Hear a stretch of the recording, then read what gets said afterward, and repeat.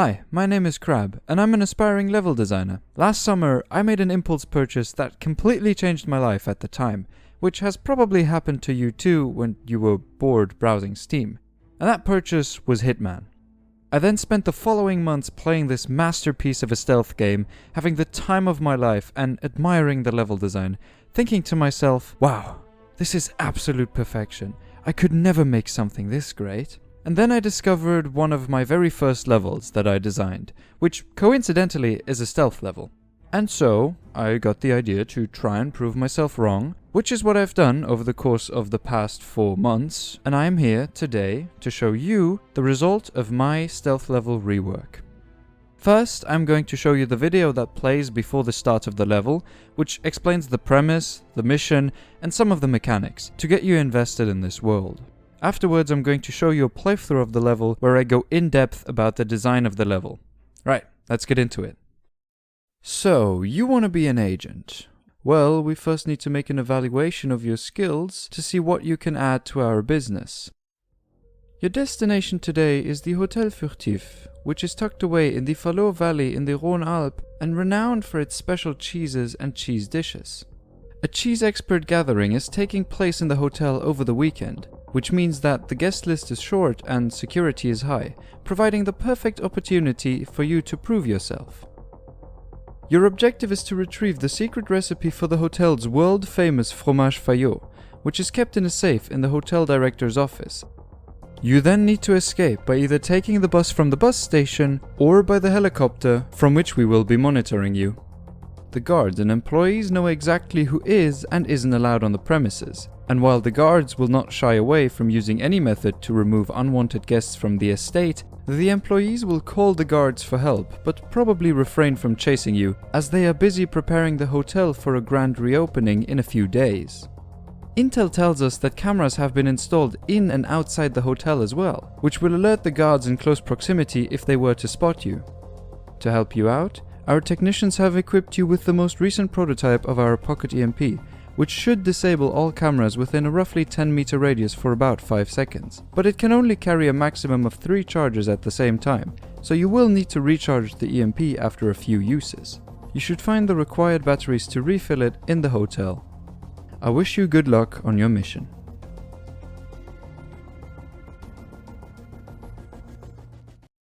After the mission introduction is done, we find ourselves at the bus station where we arrive to start this recruitment test mission. The focus of this rework was entirely on the level, keeping in mind also the game design decisions I had to take to make this a playable and testable experience. Going up this hill, the player is provided with an overview of the hotel, with the main entrance and the director's office being the main focus of the frame. Notice they can also see the helicopter behind the hotel between the 2 peaks, which was mentioned as an escape route earlier. Now, the player knows exactly where they are in relation to their goals, and they can scout out the different possibilities to enter the estate from here to then choose a path to commit to. The paths are intertwined throughout almost the entire level. The player will often be asked to choose what path they want to take to progress, but no matter which path the player commits to, they can easily change paths almost all the time, if they change their mind or regret their choice. With so many paths, it can become difficult to guide the player and help them through the experience without them noticing. The way I guide the player through the level has changed completely from the first version of this level. In Hitman, players are guided through the level by clearly defining and presenting cover to them where the player is hidden and safe from enemies, and from where they can easily observe one or multiple nicely framed stealth encounters. The player can take in all the information about the presented encounter, the patrol pattern of the guards, the placement of the cover, etc., and subsequently form a plan to get past this challenge, in the way they want, all from this one safe position. Once the player understands this, they will intuitively move from cover to cover, which gives the designer all the power in guiding them through the level, in whatever way they want to.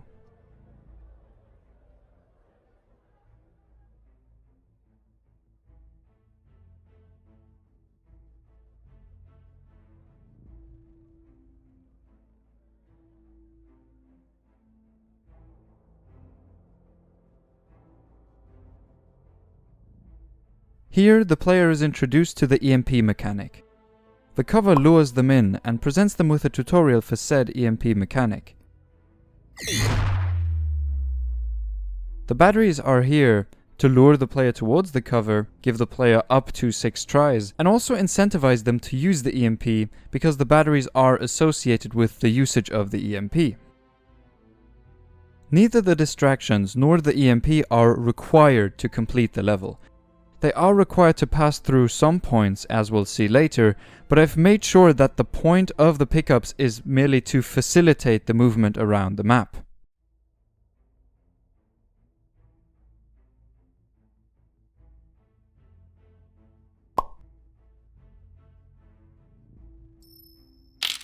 I'm gonna go check that out.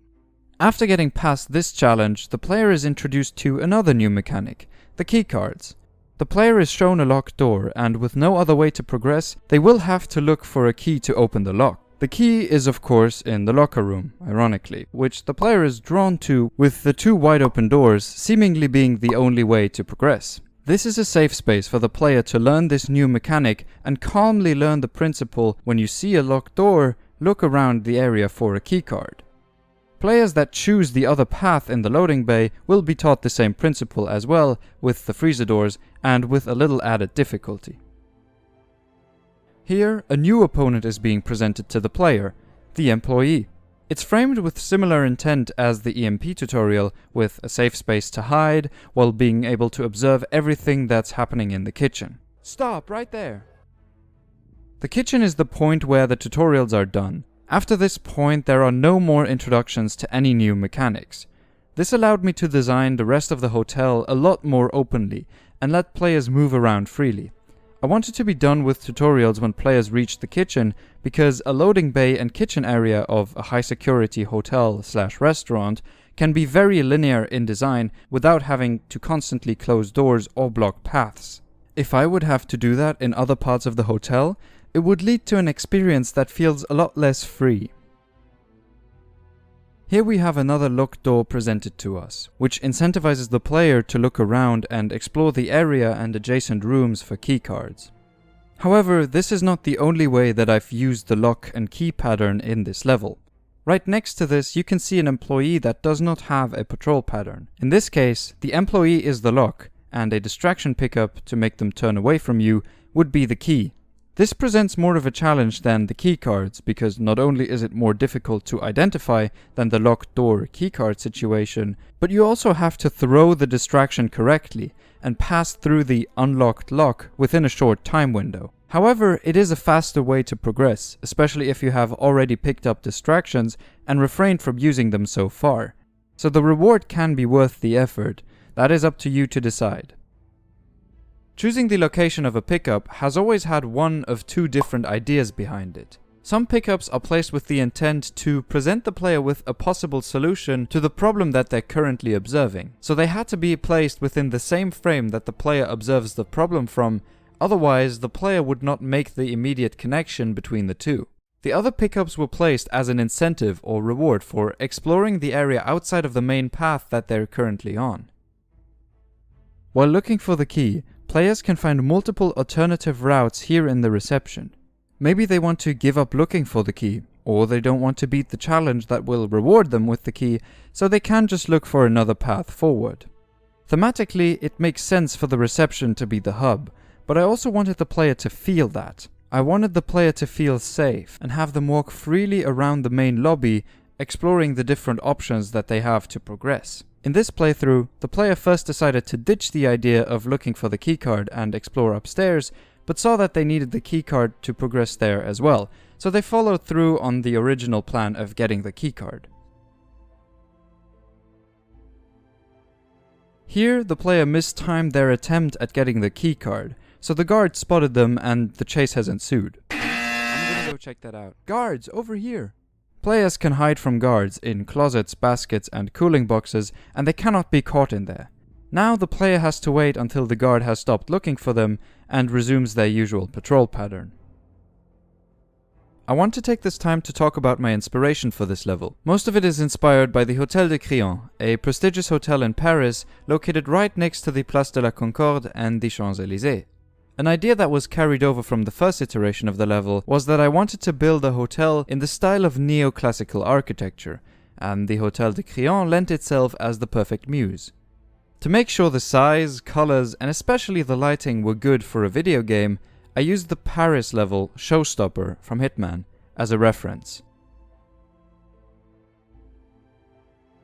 After receiving the keycard, they go upstairs to open the doors and find a large room with a locked door at the other end of the gap. In case the player would have arrived here using a different route that did not require a blue keycard, there is another blue keycard in the sleeping rooms on the side, so the players also only need to follow the principle of, when you see a locked door, look around the area for a keycard, that they've been taught previously. This lobby is also a nice showcase of how you can tune the difficulty of a stealth challenge with different variables. The previous one was an example of the correct time window to pass the challenge being very short, because the cover was placed so far away from the challenge. Here, it's the visibility of the challenge. The player can clearly see that there is a challenge here, and a hard one at that, but it's also difficult to get an overview of all the variables that play a role in this challenge, which is the main difficulty of this encounter. A wide open space like this is very scary and difficult to navigate in a stealth game. The player feels the most vulnerable in spaces where they can be spotted easily without many different places to hide themselves, which has always provided them with safety throughout this level. This is what makes this space so difficult to navigate, having only one major piece of cover. With the coming playtest, I will see if it is too difficult and I need to add some cover, or if it's just fine. The security room holds the final keycard, which unlocks doors of the highest security level. That's why the challenges to get here, as well as the challenge inside, are so difficult. I wanted to have at least 3 different levels of security in my level, increasing the difficulty with each one. The first was the tutorial area, with all the introductions. From the kitchen to the security room, we had the second security level. Here, the player can explore, collect pickups, and use mechanics to find out how they truly work and to master them. In the third security level, they have to show precision and mastery of the mechanics to be able to get to the safe.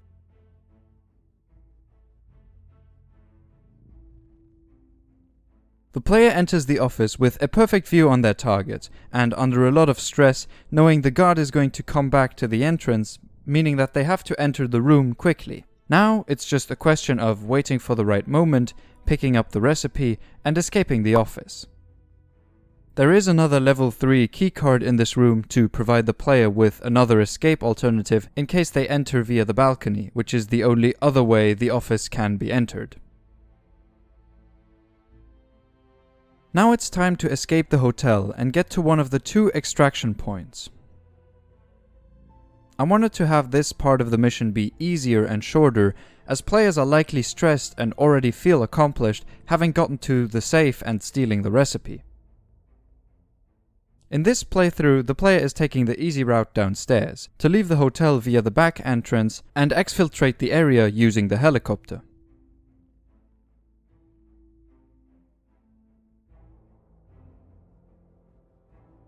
Stairs are a safe space for players, so the landing here can be used like the player normally uses cover, to safely observe the situation downstairs and wait for the perfect opportunity to escape. As for how I think the level can still be improved, the roof holds great opportunities to implement even more routes and elevate the gameplay even further. This would provide the player with a space that gets them to their destination easier and let them become a hunter, so to say. What I mean by that is someone who is completely in control of traveling around the space that the guards are so familiar with and letting the player feel superior to the guards in the way that they use that space. But I'll leave that for a future iteration, if and when I return to work on this project. This was only one of the many different routes that you can take through this level.